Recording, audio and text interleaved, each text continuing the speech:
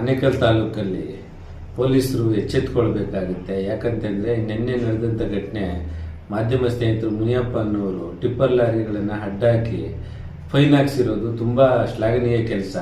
ನೀನು ಹಾಕಯ್ಯ, ನೀನು ಮೊದಲು ಸೈಡ್ಗೆ ಹಾಕು, ಗಾಡಿಯ ಸೈಡ್ಗೆ ಹಾಕು.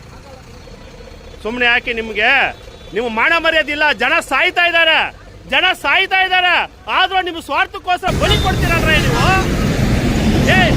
ಸೈಡ್ಗೆ ಹಾಕು, ನಾನು ಕಂಪ್ಲೇಂಟ್ ಮಾಡಿ ಮಾಡ್ತೀನಿ. ಈಗ ಆನೇಕಲ್ ಸುತ್ತಭಾಗದಲ್ಲಿ ರಸ್ತೆಗಳು ಹದಗೆಟ್ಟಿದೆ ಅಂತೇಳಿ ಇಡೀ ಶಾಪ ಹಾಕೋತಾರೆ. ಯಾಕೆ ಹದಗೆಟ್ಟುತ್ತೆ ಅಂತ ಹೇಳಿದ್ರೆ ಈ ಜಲ್ಲಿಕಲ್ಲು, ಇಟ್ಟಿಗೆ ಫ್ಯಾಕ್ಟ್ರಿ ಮತ್ತು ಈ ಟಿಪ್ಪರ್ ಲಾರಿಗಳು ಓವರ್ಲೋಡ್ ಹಾಕ್ಕೊಂಡು ರಸ್ತೆಗೆ ಇಳಿತಾರೆ. ರಸ್ತೆಗಳು ಅದಕ್ಕೆ ಏನು ಕ್ವಾಲಿಟಿ ಇರ್ತದೆ ಅದು ಹಾಳಾಗುತ್ತೆ, ನೀರು ಅಲ್ಲಿ ಹಿಂಗುತ್ತೆ.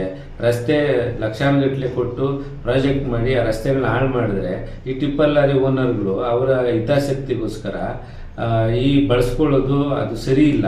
ಸಾರ್ವಜನಿಕರು ಮತ್ತು ಏನು ಮಾಧ್ಯಮ ಸ್ನೇಹಿತರಾಗಿರ್ತಾರೆ ಮುನಿಯಪ್ಪನವರು ಭಾಳ ಸಾರ್ವಜನಿಕರಿಗೆ ಮತ್ತು ಅಧಿಕಾರಿಗಳಿಗೆ ಎಚ್ಚೆತ್ತುಕೊಂಡು ಅವರಿಗೆ ಪಾಠ ಕಲಿಸಿ ಫೈನ್ ಹಾಕ್ಸಿರೋದು ಪ್ರತಿಯೊಬ್ಬರು ಕೂಡ ನಾವು ಮಾಡಲೇಬೇಕಾಗಿರೋ ಜವಾಬ್ದಾರಿ.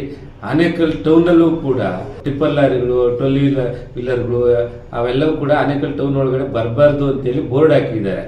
ಆದರೂ ಕೂಡ ಟಿಪ್ಪರ್ ಲಾರಿಗಳು ಓವರ್ಲೋಡ್ ಹಾಕೊಂಡು ಬರ್ತಾರೆ. ಮತ್ತು ರಸ್ತೆಗಳು ಗುಂಡಿಗಳಿದ್ದಾರೆ. ಸುಮಾರು ಈ ರಾಘವೇಂದ್ರದಿಂದ ಹಿಡ್ಕೊಂಡು ವೆಂಕಟೇಶ್ವರ ಟಾಕೀಸ್ವರೆಗೂ ಗುಂಡಿಗಳಿಂದ ಗಾಡಿಗಳು ಬಿದ್ದು ಡೆತ್ ಆಗಿರೋ ಉದಾಹರಣೆಗಳು ಇದ್ದಾವೆ.